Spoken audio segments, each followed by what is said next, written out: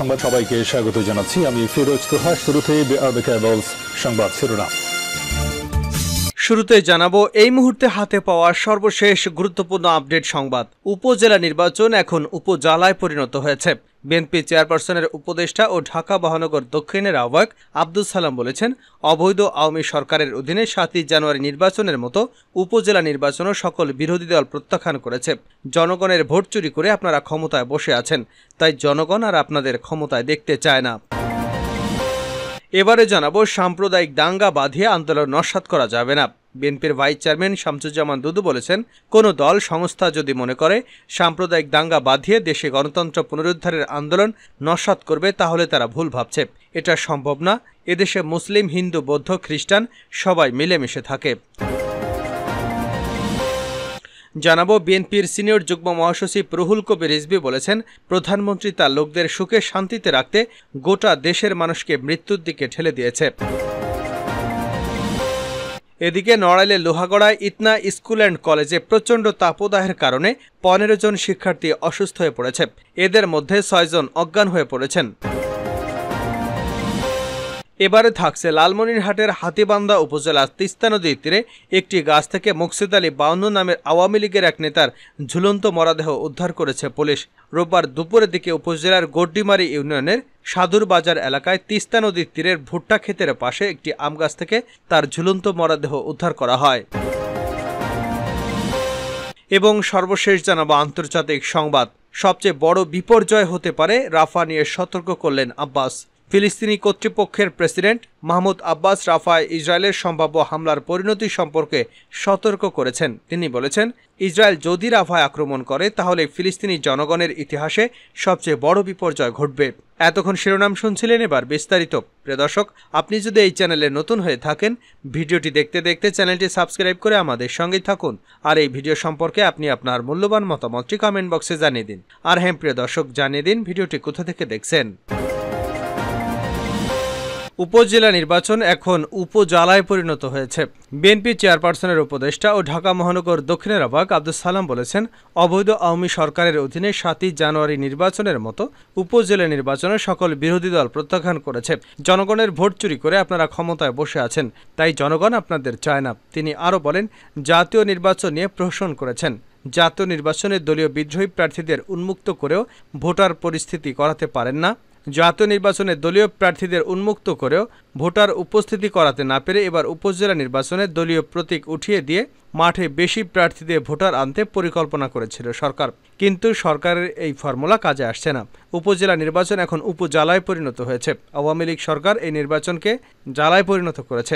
সোমবার ফকিরাপুল পানির ট্যাঙ্কি মোড়ে ঢাকা মহানগর দক্ষিণ মতিঝিল থানা ৯ নং ওয়ার্ড বিএনপির উদ্যোগে তীব্র তাপদাহে অতিষ্ঠ জনসাধারণের মাঝে বোতলজাত পানি এবং খাবার স্যালাইন বিতরণকালে আব্দুস সালাম এসব কথা বলেন।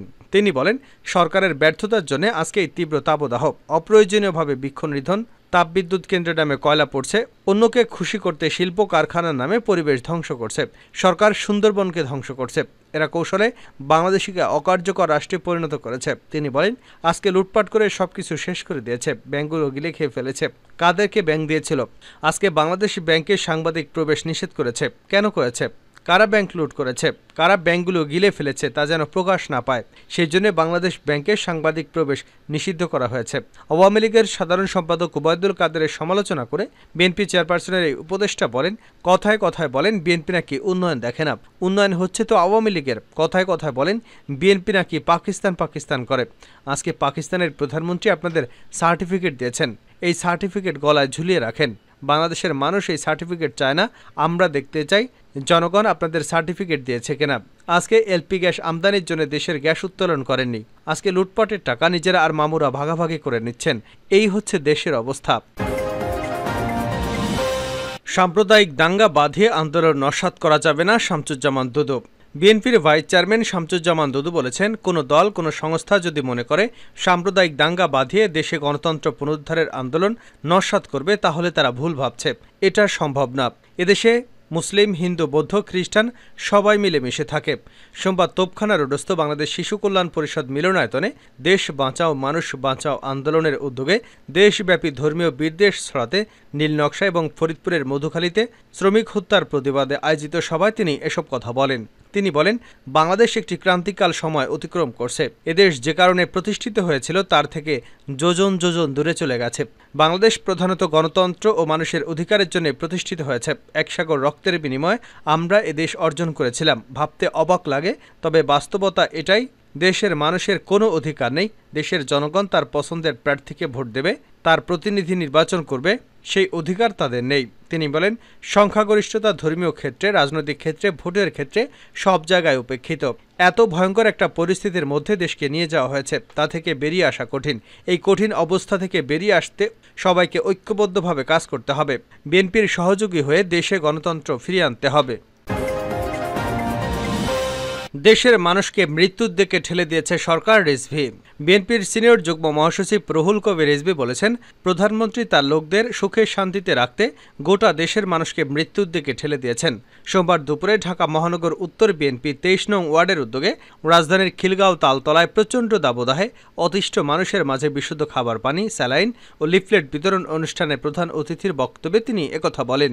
অনুষ্ঠানে বিশেষ অতিথি হিসেবে বক্তব্য দেন ঢাকা মহানগর উত্তর বিএনপির সদস্য সচিব আমিনুল হক এবং রামপুরা থানা বিএনপির যুগ্ম আহ্বায়ক নীলুফার ইয়াসমিন নীলু। রিজভী বলেন, এদেশে নাকি অনেক উন্নয়ন করা হয়েছে। প্রতিদিন আওয়ামী লীগের সরকারের মন্ত্রী এমপিরা চিৎকার করে বলতে বলতে তাদের গলার আলসার হয়ে গেছে। যদি সত্যিকারের উন্নয়ন হয় তবে সেই উন্নয়ন তো হবে দেশের মানুষকে কেন্দ্র করে। আওয়ামী লীগ নেতাদের বিদেশে বাড়ি বানানোর জন্য তো উন্নয়ন নয়। যে উন্নয়নের ছবি দেখে আওয়ামী লীগ নেতারা আঙুল ফুলে গলাগাছ হয়ে গেছে, সেই উন্নয়ন তো জনগণ দেখতে চায়নি। জনগণ একটু বুক ভরে শ্বাস নিতে চায় জানিয়ে তিনি বলেন, মানুষ নিরাপত্তার মধ্যে থাকতে চায়, বিশুদ্ধ বাতাস গ্রহণ করতে চায়, কিন্তু আপনারা সেটি হতে দেননি। জনগণের অক্সিজেন কেড়ে নিয়েছেন। তথাকথিত উন্নয়নের নামে দেশকে একটি গ্যাস চেম্বারে পরিণত করেছেন। আজ দেশে বৃক্ষ নেই, নদী ভরাট, খাল ভরাট সব দখল করেছে। তাহলে বৃষ্টি হবে কেন? তাহলে গাছের পাতা থাকবে কেন? গাছে বা ফলই বা কেন থাকবে? রিজভী আরও বলেন, সমস্ত বিশেষজ্ঞরা বলছেন কয়লা পুড়িয়ে বিদ্যুৎ তৈরি করা যাবে না। আপনি প্রধানমন্ত্রী কারো কথা শোনেননি, কারণ আপনার লোকদের টাকা চাই, আপনার লোকদের পকেট ভরা চাই। আপনি আপনার লোকদেরকে সুখে শান্তিতে রাখতে গোটা দেশের মানুষকে মৃত্যুর দিকে ঠেলে দিয়ে কবরস্থানের দিকে ঠেলে দিয়েছেন। কয়লা পুড়িয়ে বিদ্যুৎ উৎপাদনের জন্য বিদ্যুৎ কেন্দ্র নির্মাণ করেছেন। তার পরিণতিকে আজ 28 দিন ধরে দেশে ভয়াবহ তাপদাহে পড়ছে। স্কুল ছাত্র, শিক্ষক সহ 17 জন মারা গেছেন। তীব্র তাপদাহে 15 জন শিক্ষার্থী অসুস্থ। নড়াইলের লোহাগড়ায় ইতনা স্কুল অ্যান্ড কলেজে প্রচণ্ড তাপদাহের কারণে 15 জন শিক্ষার্থী অসুস্থ হয়ে পড়েছেন। এদের মধ্যে 6 জন জ্ঞান হারিয়ে ফেলেছেন। সোমবার বেলা 11টার দিকে স্কুল শাখায় ঘটনা ঘটে। ইতনা স্কুল অ্যান্ড কলেজের ভারপ্রাপ্ত অধ্যক্ষ অনিন্দ সরকার কালবেলাকে বিষয়টি নিশ্চিত করেছেন। অনিন্দ সরকার বলেন, স্কুল চলাকালীন সময় বেলা 11:15টার দিকে হঠাৎ করে 15 জন শিক্ষার্থী প্রচণ্ড তাপদাহের কারণে অসুস্থ হয়ে পড়ে।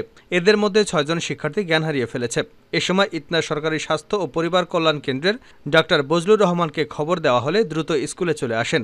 তিনি অসুস্থ শিক্ষার্থীদের প্রাথমিক চিকিৎসা প্রদান করেছেন। তিনি বলেন, অসুস্থ শিক্ষার্থীদের প্রাথমিক চিকিৎসা শেষে শিক্ষার্থীদের অভিভাবকদের নিকট বুঝিয়ে দেওয়া হয়েছে। তারা সবাই এখন সুস্থ আছেন। ইতনা সরকারি স্বাস্থ্য পরিবার কল্যাণের কেন্দ্রের চিকিৎসক ডাক্তার বজলুর রহমান বলেন, তীব্র তাপদাহের কারণে শিক্ষার্থীরা অসুস্থ হয়ে পড়েছে। সবার প্রচুর পরিমাণে ঘাম বের হচ্ছিল। তিনি বলেন, প্রাথমিক চিকিৎসা প্রদান শেষে অসুস্থ শিক্ষার্থীদের উন্নত চিকিৎসার জন্য লোহাগড়া উপজেলা স্বাস্থ্য কমপ্লেক্সে নেওয়ার জন্য অভিভাবকদের বলা হয়েছে। সর্বশেষ জানাবো আন্তর্জাতিক সংবাদ। সবচেয়ে বড় বিপর্যয় হতে পারে, রাফা নিয়ে সতর্ক করলেন মাহমুদ আব্বাস। ফিলিস্তিনের কর্তৃপক্ষের প্রেসিডেন্ট মাহমুদ আব্বাস রাফায় ইসরায়েলের সম্ভাব্য হামলার পরিণতি সম্পর্কে সতর্ক করেছেন। তিনি বলেছেন, ইসরায়েল যদি রাফায় আক্রমণ করে তাহলে ফিলিস্তিনি জনগণ ইতিহাসের সবচেয়ে বড় বিপর্যয়ের মধ্যে পড়বেন। ইরানের রাষ্ট্রীয় বার্তা সংস্থা ইরনা জর্ডানের এমন নিউজ ওয়েবসাইটের বরাত দিয়ে এ তথ্য জানিয়েছে। এতে বলা হয়েছে, রোববার সৌদি আরব আয়োজিত ওয়ার্ল্ড ইকোনমিক ফোরামের বিশেষ বৈঠকে আব্বাস এ মন্তব্য করেন। তিনি জোর দিয়ে বলেন, ইহুদিবাদী শাসক রাফা আক্রমণ করলে ফিলিস্তিনি জনগণ ইতিহাসের সবচেয়ে বড় বিপর্যয় ঘটবে। এজন্য তিনি রাফায় ইসরায়েলের হামলা এড়াতে যুক্তরাষ্ট্রের প্রতি আহ্বান জানিয়েছেন। এ সময় মাহমুদ আব্বাস পশ্চিম তীরের পরিস্থিতি নিয়ে উদ্বেগ প্রকাশ করেন। বলেন, একটি ভয় রয়েছে যে ইসরায়েলি শাসক গোষ্ঠী ফিলিস্তিনের পশ্চিম তীর থেকে জর্ডানে বাস্তুচ্যুত করবে এবং যে কোনো পরিস্থিতিতেই আমরা ফিলিস্তিনিদের তাদের মাতৃভূমির বাইরে বাইরে বাস্তুচ্যুতকে মেনে নেব না।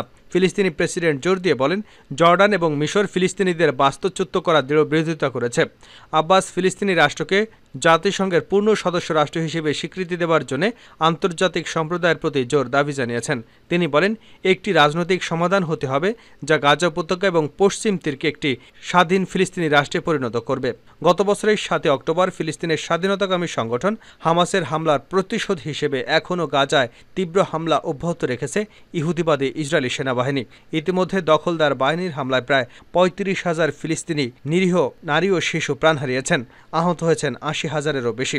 হতাহতের বেশিরভাগই নারী ও শিশু। এছাড়া ঘন বসতিপূর্ণ এই ভূখণ্ডটি সম্পূর্ণ অবরোধ করে রেখেছে ইহুদিবাদী ইসরায়েলি সেনারা। ফলে সেখানে বসবাসকারী 2 মিলিয়নেরও বেশি ফিলিস্তিনিদের জ্বালানি, বিদ্যুৎ, খাদ্য ও পানি